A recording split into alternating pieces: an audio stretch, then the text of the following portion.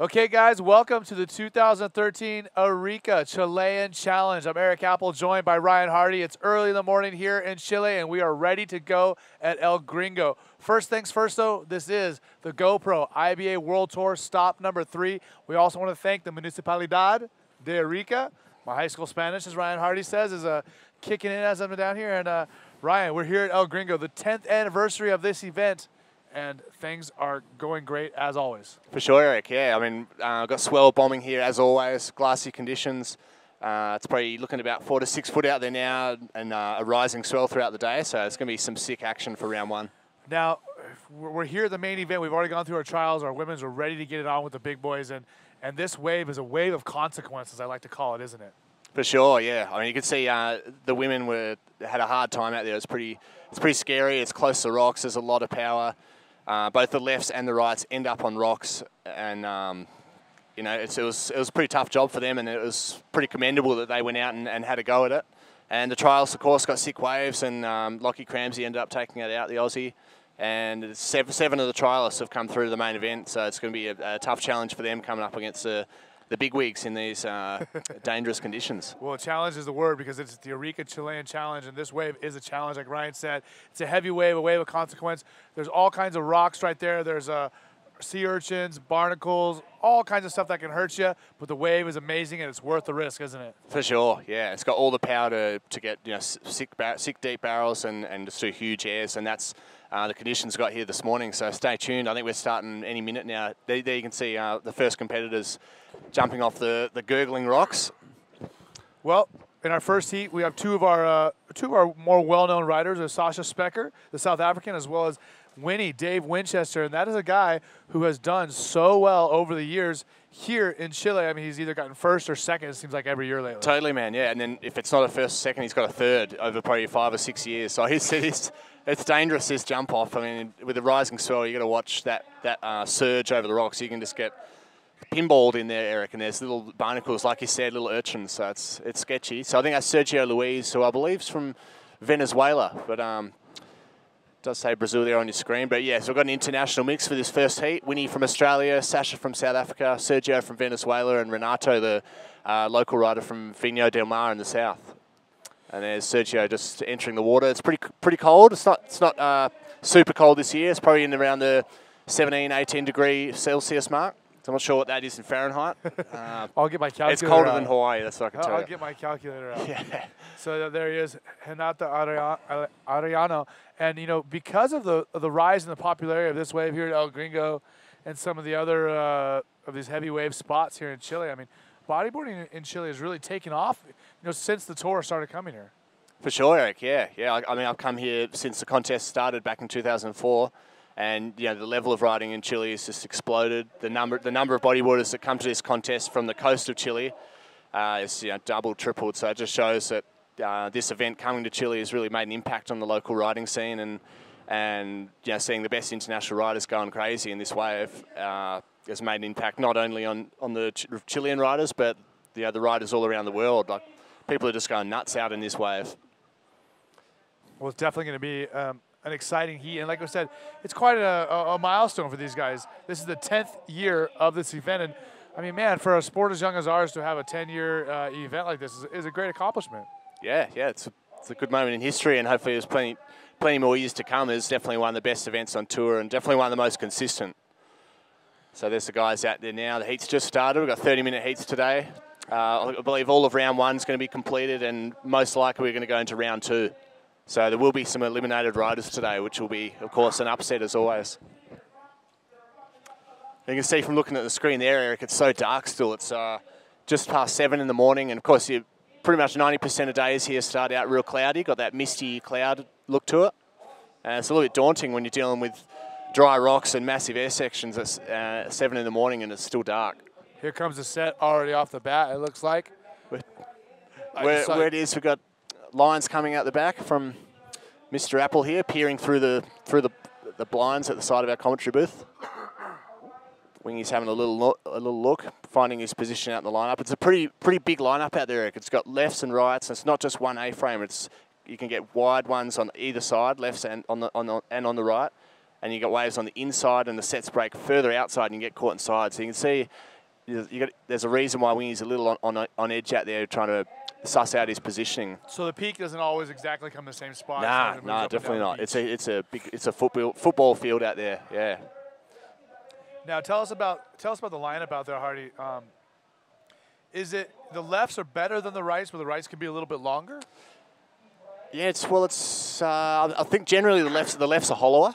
Yeah, so you got a bit hollower and a bit more powerful. So you got a bit more scoring potential there to get longer, deeper barrels, and also they wrap a bit harder. So you got more potential to get a big air. But then saying that, the rights may not be as long or perfect a barrel, but there's almost always air sections on the right, and you're always looking at the rights holding up more shape if it gets bigger. The lefts tend to close out a bit more. There's Babby Quinones looking like the Grim Reaper there. The Puerto Rican came through from the trials. Now he hasn't been competing on the World Tour, has he? No. He just in his homelands in Puerto Rico last year. He got a second place, but it's not far for these guys to come in from Latin America to come hop over to Chile. So there's a lot of Latin American riders that've made this main event in both the trials and qualifiers from last year's top 8 and top 16 in the IBA world rankings. Well, I'll tell you what, IBA fans, getting here to Arica is not a joke.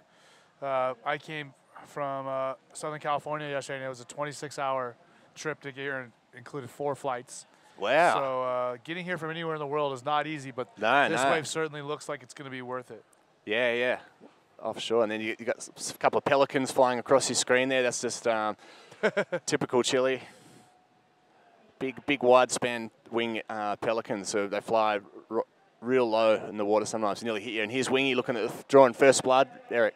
This is the rider in the red, Dave Winchester, the Australian. Remember, he's done so well here over the years, lining it up, driving through that barrel. Hardy looks like he's going to come out. No, all the way to the inside. Oh, and you can see the rocks gurgling there. He's come close. I mean, he did get some good travel time, good distance in there. So it'll be interesting to see how the judges will see that, because they don't have this angle looking into the barrel.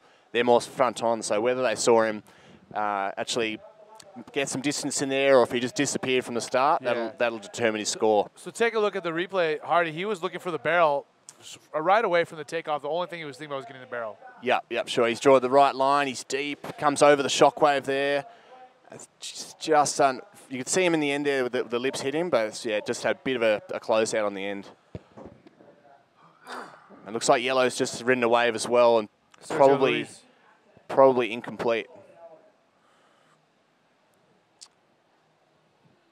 Yeah, he definitely, as Ryan was talking about, on the inside, the rocks, the way the rocks are formed and the way the point comes out, the wave starts to kind of bend in on itself, and you have all these little side bumps and stuff like that. It kind of gets a little messy on the inside, which is kind of a warning. The waves getting messy, so you want to get out of it before you get messy. Yeah. It's like river rapids. Yeah, you can see it on Wingy's one especially. Yeah, you do. You want to get out of there.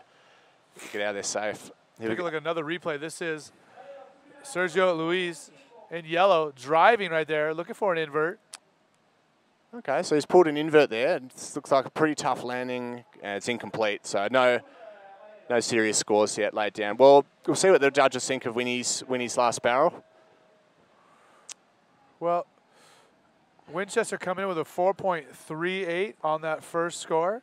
4.3, so not too bad. They've acknowledged, that he's got some distance in that tube, but just hasn't come out clean. So and Sergio Luis coming in with a 1.63. The rider in the yellow with a 1.63 to open things up. But remember, this is a 30-minute heat. We've only been about 5 minutes into it, so we have plenty of time. We want to also thank Tomate Surf Shop, as well as Science, Movie Star, and LAN Airlines for helping to make the Arica Chilean Challenge possible. And our rider in blue paddling is the Chilean from the south of Chile, Renato, coming from behind the peak. Ooh, look at this, stalling perfectly. He's going to come out of that. He's got to. Is he going to make a late exit? No, the foam ball just swallowed him. Just victims of the gringo this morning so far. Unfortunately, I think we got do you see him holding his back there, Eric? I think he hit the reef on that one. Really? Yeah. Straight up showing the danger of this wave. It's so shallow on that inside there, and when you've got a rising swell on these waves, we've got a lot of force on that inside section. Like if you're coming unstuck, there's a pretty high chance of hitting the rocks, and they're hard rocks. They're really unforgiving. I can't believe it. I mean, that wave looks, from where he was, I mean, even though he didn't come out of the barrel, looks safe because to me it looks like it's red again. He's paddling on an insider, drawing a clean line through that first barrel section, staying on the foam ball. Nice. And a nice roll out. Yeah, Winchester driving through that barrel, getting that roll, the perfect timing, and getting out safely, which is, man, the thing to do here. And he's really going to take a commanding lead. He already has a 4.38. That's really going to extend his lead. Looking at paddling hard. And once again, with his first wave, Ryan, doesn't seem like he knew exactly what he was going to do. Yeah, I think he's ridden this wave perfectly. He's got nice and deep from the takeoff. Nice extended roll. Just good safe surfing, but also deep in that barrel. So he's going to get a nice score for that one. Get his campaign started. So we're still waiting for Sasha Specker and White at the back there to open his account. And plenty of time left, nearly 23 minutes. A couple of seals out the back there, showing their faces. Well, the waves are definitely consistent. We see our rider in white and yellow taking a look. So is it the right opening up there? And another wave approaching at the back. I'd say we're going to maybe have Sasha having a look at this one. The waves just seem to keep piling in. Yeah, I think they're going to be piling in all day and get the South African taking a paddle. Driving here on the right. Ryan, what do you think? He's coming off the straight peak section. That's pretty smart. Nice roll spin, and that's all she wrote. Yeah, just like you said, though, not much of a barrel to be offered. However, it was a very open face. He did a nice clean roll and a spin. And the wave kind of just disappeared in the deep water again. Yeah, it was pretty quick. He's surfed it smart by getting that initial move. Just a quick roll out of the lip. So it's an opening score for Sasha, and then he'll just be getting back out the back now. Well, he's most likely going to move on into second place behind Dave Winchester, only needing to beat a 2.13 for Hanato. So it looks like Dave scored a 6.5 for that last barrel to roll. I think Dave here scooped into another one while Sasha went on that right-hander, threading his way through a nice pit. That is the second one, you're correct. And does he get a roll off the end? Oh, that's going gurgly there off that closeout. But that may improve on his second score of a 4.38, so we'll see what the judges say about that one. 21 minutes remaining. And there's Maury Laverne stretching up. Yeah, that's right. New South Wales. Yeah, winner from the last event in South Coast Challenge. Sasha just got a little inside left there. And getting out of there before those rocks try and eat his legs. And remember, IBA fans, you can send us questions or comments on the IBA Facebook page. We will respond to them.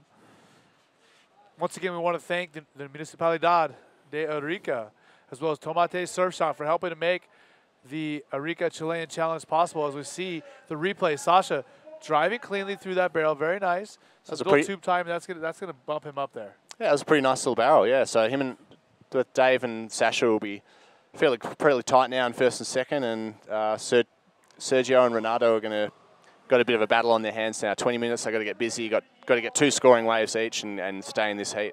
So Sasha's looking at a 4.95 and a 4.18. That puts him in second place. Renato with only a 2.13 and Sergio Luis with only a 1.63. So both our third and fourth place competitors need a good solid score of 7 or more to move up in advancing position. Jared Houston there, he'll be coming up in Heat 3. Maury's coming up in Heat 2 with Galumi Tamaga and Dave Hubbard and trialist number 7. So that's going to be a good heat coming up in 20 minutes. That's the upstairs competitors area. You get a really good view of the wave from up there. You've got nice elevation straight in front of the peak. It's always a good peanut gallery watching the heats and everyone screaming at all the action and screaming on your fellow countrymen. There's the view there. Yeah, the competitors. So basically straight in front. You can see a set approaching, and I'm sure Maury and Tamaga and Dave coming up in the next heat will be eyeing this off. Thinking, the left's looking good, the rights, and here's Sergio now scooping into this left. One, driving that barrel, bottom turning. Getting out late there, and that just looks dangerous. So he did pull into that first section, so he'll get a decent score. It's the biggest wave ridden so far, and we've got another big one out the back here. Dave's look at the right. Look at this right. Driving down Dave Winchester, one of the favorites here in this contest, and he gets that barrel up so high, Ryan. Yeah, let's say it wasn't quite as hollow as the left, so now he's going to be looking for an inside hit off the lip. Nearly getting in the barrel again. Yeah, maybe a little bit of a foam ball there, but not really much of a barrel to be a offered. little rickety spin off the end section. So that may not fall in his top 2, and he'll be looking to get back out to the peak. But yeah, just be interested to see how they score Yellow's wave. Big pit, biggest wave of the heat, reasonably deep, but only a short barrel. Once again, some replays. Here is our rider in yellow, Sergio Luis, dropping in right away in the barrel. He's under the lip. You can't really tell from that first angle, though. He was in the barrel. Yeah, it's just a bit of a short one. Back to our live shot. And once again, now we have a replay of Winnie's right-hander. So you got a decent barrel out the back there. And so he's looking at bettering a 4.95 on this wave. Gets just in the pocket again there. Yeah, it's not really in there though, is he? So no, I don't really think that's going to be better than his 4.95. So Winnie will be heading back out the backs. Nearly 18, just under 18 minutes remaining. So still a pretty interesting heat. I mean, Winnie's in the lead with only a 11.45. So yeah, anything can happen really from here. Well, his last score coming in at a 4.95. So he's extended his lead even farther. He bested that 4.38 for his first wave. I'm sorry, Winnie's most recent wave coming to 7.5. Yeah, they like that, right? Yeah, I guess it was a good set wave.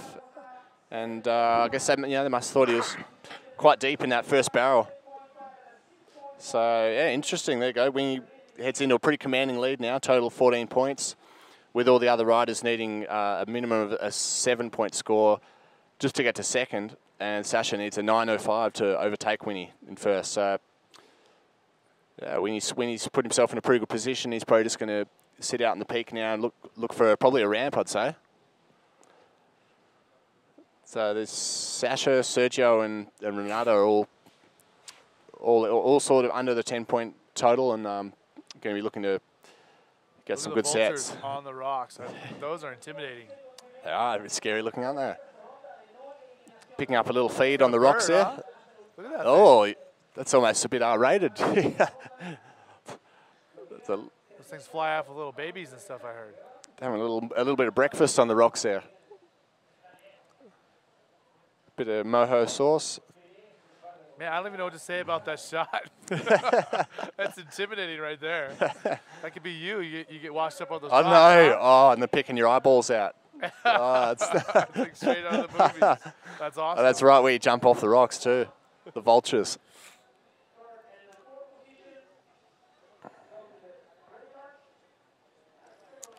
So nice glassy conditions this morning.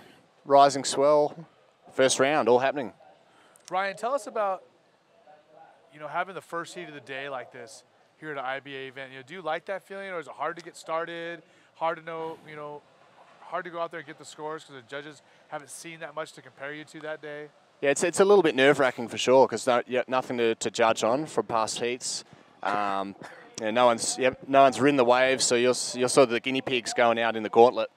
The best thing about it is if you go out there and obviously get first or second, then yeah, it's a good feeling. You can cruise, watch the rest of the round, and just feel good about the day. So I don't know. I think ideally you just want to be in a heat where the waves are pumping, whether it's the first heat or the latter heats of the rounds. You just want to be on the rocks, paddling out, and just seeing sick open barrels with ramps. Are you an early riser? Do you like getting up early and performing first thing in the morning? Or yeah, for sure. Yeah, I mean generally rise early. I just like to get out and beat the crowd. I like to be out there when there's not too many people in the lineup, and when these guys, everyone today, there's only four of us out, and it's a big lineup out there. So yeah, there's a lot of space. It's good fun surfing out in the heat and Gringo because I mean it's a popular wave, and when the comp's on and free surfing days around here, it gets really packed. It gets up to 30, 40 guys in the water, and it becomes a bit of a frenzy. Here we go, a rider in blue, Renato from the south of Chile. Ooh. Not having the best of heat so far, Renato. Now, even though he's from the south of Chile, which is far away from here, we still have cold water up here because of what's called the Humboldt Current. And that's a current that comes all the way across Antarctica from Western Oz and drives up the western coast of South America, bringing that cold water from the South Seas, the Southern Sea. That's a good fact, yeah. It's pretty amazing because it's pretty high in latitude where we are. I mean, if you're in Australia at this high in altitude, you'd be up in northern Queensland where it's really tropical and hot water. But because that current comes so far up the coast, the water stays pretty cold all year, and it keeps the air temperature cold as well because of you got the Andes here kind of keeping that cool air in. Well, and that's also what contributes to the Atacama Desert here, which is the driest desert in the world. Some spots in this desert haven't rained in over 300 years. Yeah, we got some sets coming in, Ryan. We do. So I'd say Sasha and Sergio will be in line for waves at the back here. Maybe no takers on that first one, but got a big lump coming out the back now. Look, big lump. But so they'll be offering a left and a right. I don't think anyone's going to be in position. But, yeah, will anyone? Maybe Winchester paddling. Winchester's having a look at this left, coming clean off the bottom, looking to hit the lip. Too much water out there. Yeah, a bit foamy. Not what he was after. But he wasn't in first priority, so it's not a bad decision trying to just line up a ramp on an average-looking wave. Now let's talk about the name El Gringo. Do you know where that comes from? No, I don't know the origin, In the 70s, there were some American students here on an exchange program with the university, and they had been seeing this wave going off for quite a while, months or years. And back at that time, you weren't allowed to bring a surfboard here because the government and stuff. I mean, it was very rare that people from other countries even came. But to bring something like a surfboard they'd never seen was just unheard of, and it wasn't allowed. Yeah. So these guys finally got their relatives to either bring or send them a surfboard. And they went out here and started surfing, and they were arrested the first day. No way. And, the front page of the newspaper said, El Gringo. It talked about what they were doing and how they were arrested for it. So that's how this place got the name. Now, Flopos is the name the locals call it. And Flopos is named after one of the original local surfers down here a long time ago. I think it was... He actually died in a car accident. Right, He was one of the creators of the surf scene down here, bodyboard scene, and he really got things going in the Arica area as far as surfing goes. Yeah, so it does have the two names, El Gringo, which was originally named, and Flopos that the locals named it in respect to their friend that was one of the pioneers out here.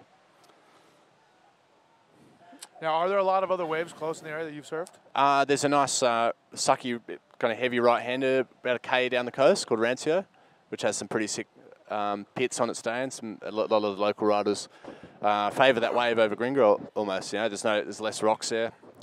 There's the Brothers Hubbard. Jeffrey coming up soon.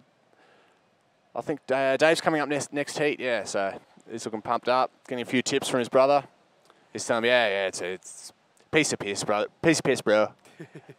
Just walk it through. Now, we were talking about some other waves. Tell me about this other wave down south I'm seeing out here. Oh, the Bommy, El Boy? Yeah. Yes, that's a kind of big wave surf spot. It's it gets hollow, but it's a fuller wave than Gringo, and it picks up all the swell, and it can hold giant out there as big as the swell will get. Really? And it's one of the more famous, probably the most famous wave in Chile for its big toe-in surfing.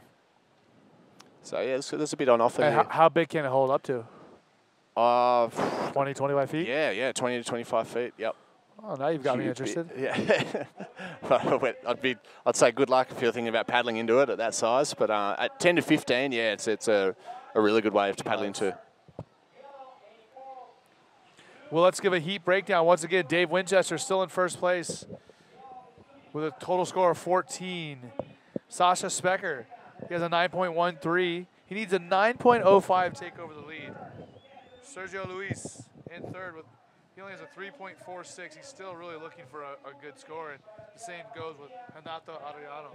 Yep. Both those guys still have yet to get a good way where they were able to exit the barrel or really do any open face maneuvers.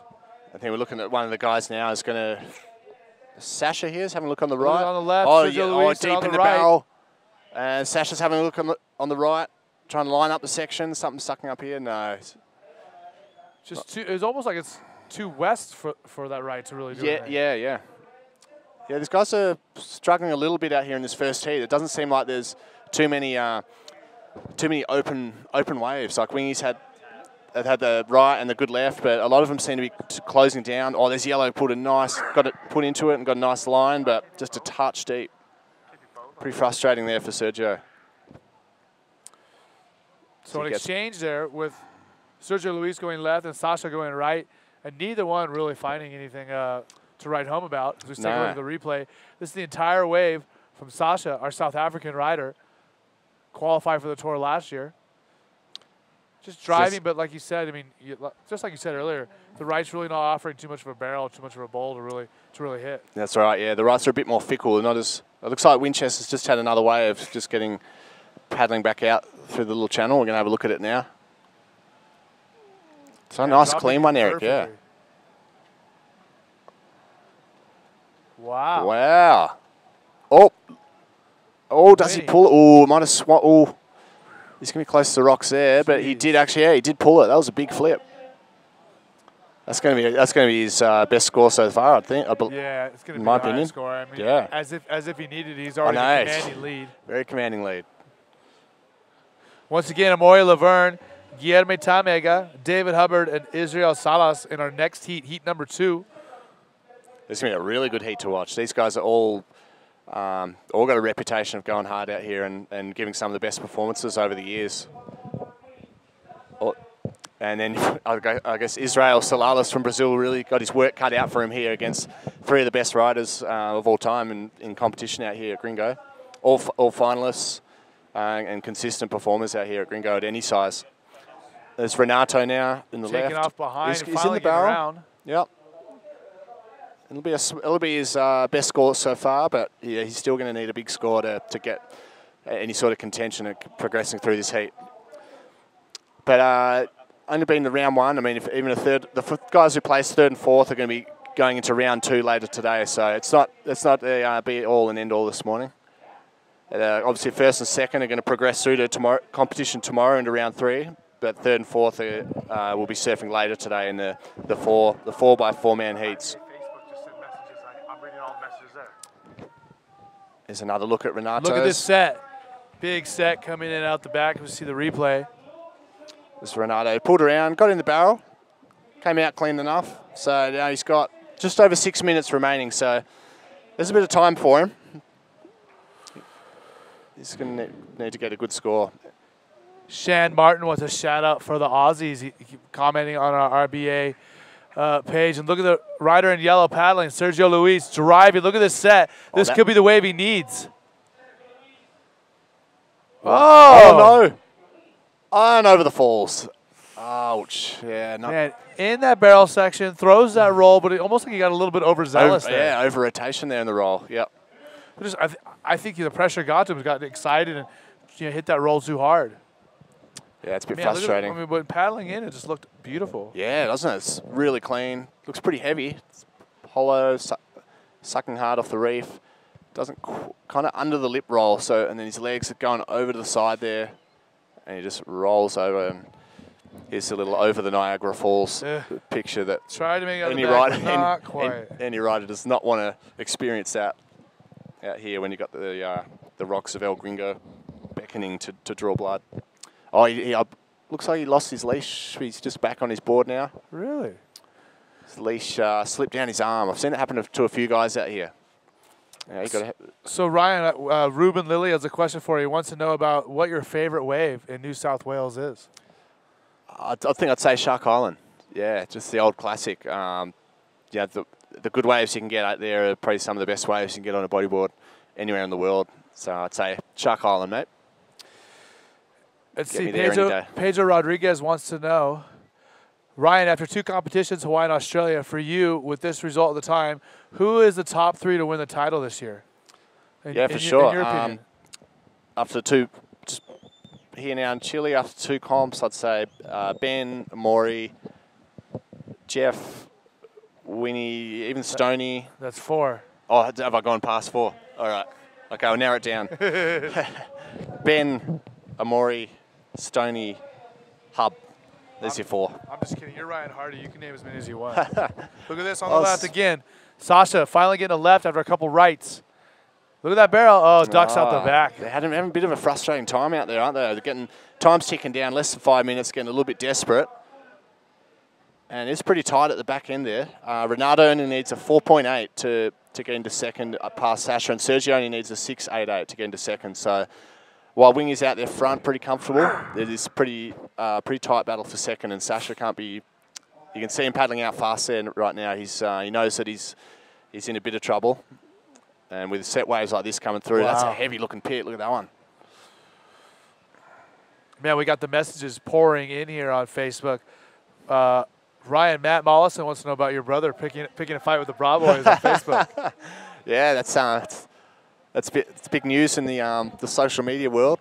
What's going on? Yeah, my brother just threw out an opinion on Facebook about the towing riders at Chopu, and Kobe Abingdon wasn't too impressed, having some of his best mates being the guys that charged there. So he threw his 2 cents in and it fueled a bit of an internet war. So yeah, I'm sure a lot of people. Yeah, or Kobe and bodyboard, and then sort of went into a bodyboarder versus surfer thing. So pretty interesting for anyone. Do I need to sort it out? Yeah, I don't know if you need to intervene, but it'd be worth getting on there and checking out the comments. It's pretty entertaining. I can have a talk with Kobe. Yeah, well, check it out. What? So your brother wasn't very impressed with all the guys towing in and just kind of ruining? Well, thank you. So yeah, who was it that brought up the question? Matt Mollison. Matt, yeah, well, I mean, it's gone viral, that's for sure. I guess his opinion was, probably a little sparked out of jealousy of the fact that he's never been to Tahiti and to experience the barrels out there. But his argument was, it's a bit easier to tow in. Tow in set. Well, that and just maybe not, charging being as deep as they could be, being behind a tow rope. But he just threw an opinion out there, put himself on the chopping block in Facebook, and that's what happens. You're not going to please everyone, and it sparked a bit of a online war. So check it out, see what you think. I try to stay clear of the internet fights. Yeah, I mean it's it's so far away from being personal, face-to-face personal, isn't it? So you can attack anyone, you can be anyone on a keyboard. Yeah, and nobody wins those at all. Yeah, it's not very real. But anyway, here we are with El Gringo. We've got a minute and a half left. Winning in a commanding lead. And here's Sergio now. He needs a 6.88. This is a pretty decent-looking little bowl. Yeah, from behind. Nah, not what he was after, Eric, just getting shut down. Now, I don't know if he ducked out the back of it, or do you think it really just shut him down? I think it shut him down, yeah. Man. Didn't really stay open, but a bit over a minute left. Sasha's really going to be tightening his second place here on Renato and Sergio. That Renato needing a 4.8, which is not that big a score. Sergio needing a 6.88, under a minute remaining. High heart rate for Sasha Specker right now. Sensors on high alert. Well, yeah, he needs Renato needs a 4.81, and his highest score is a 4.33. So he'd have to get his best scoring wave here in the last 30 seconds. And I'm sure Sasha's a little bit nervous, but I don't think he should be too worried. Winnie, though, is just pulling away, making these guys look silly in the first heat. Yeah, he's out there hurting feelings. Yeah, crushing dreams. There's a little lump coming, so it's interesting to see where Sasha is. I'm sure he's got an eye on where the other competitors are. This wave's going to be a ridden wave, I would say. I'd say Wingy's looking. So Sasha knows Wingy's going, so he's holding off the other two from this wave, so he'll be looking at holding off the next wave. How many more feelings can he hurt in this first heat? Look at this, ARS. There we go. That's a nice, clean, onto the rocks. A nice clean wingy flip we're used to seeing. There we go, the end of the first heat of the day.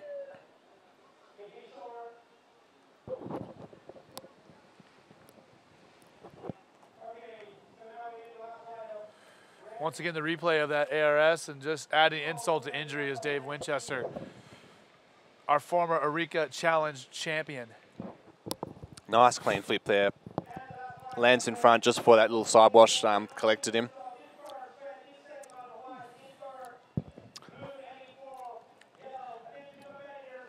And here we go. I think this is probably one of the most anticipated heats of this first round, Eric. Amori, Tamaga, Dave Hub, and an unfortunate Brazilian thrown in the mix. But you never know, these Brazilians, they've got a lot of flair.